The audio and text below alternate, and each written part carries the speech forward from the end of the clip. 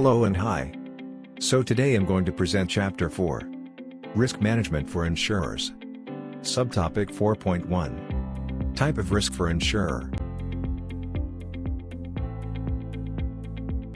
For the learning outcome for this topic. At the end of this presentation, students should be able to define the risks that exist in company operation and know how to explain underwriting risks, credit risks and market risks.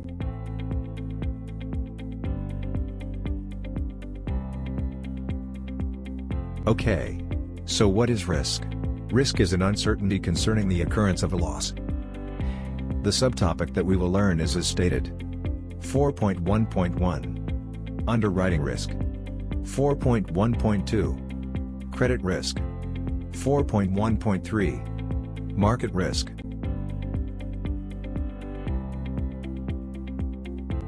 For the first subtopic.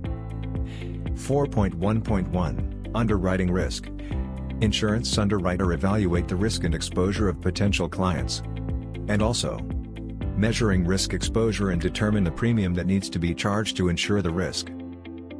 For example, underwriting process risk, pricing risk, product design risk, claims risk, reserving risk.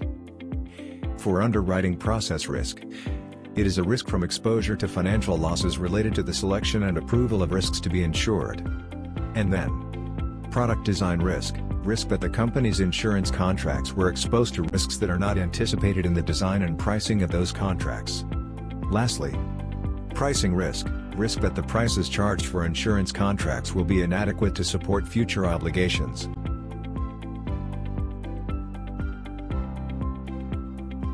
Further on, 4.1.2, credit risk.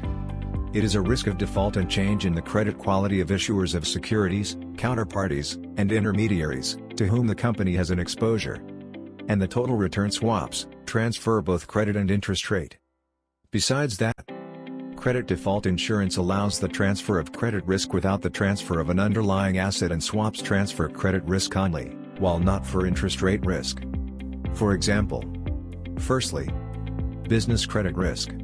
Risk that a counterparty fails to perform an obligation. Secondly, invested asset credit risk.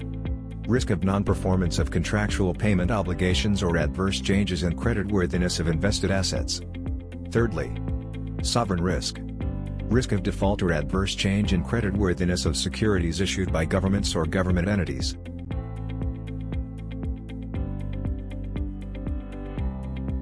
Moving on to the next slide.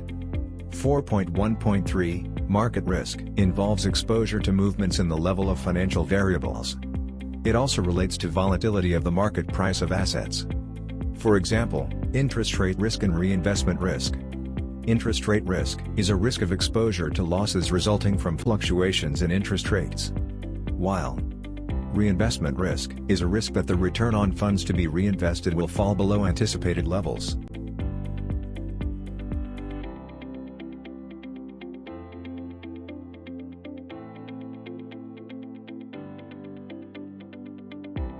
Furthermore, other risks that we could look at are: liquidity risk is a risk that a company may be unable to meet short-term financial demands, and a risk that a given security or asset cannot be traded quickly in the market in order to prevent loss.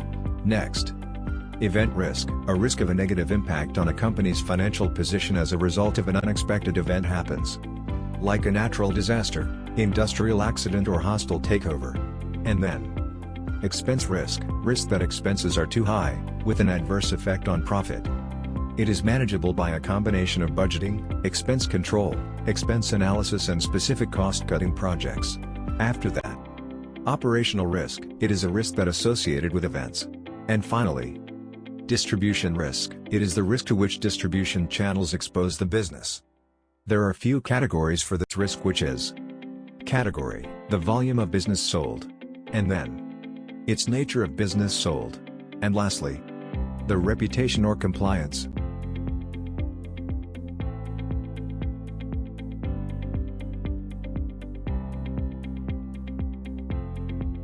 If you need any more information, kindly refer the following references.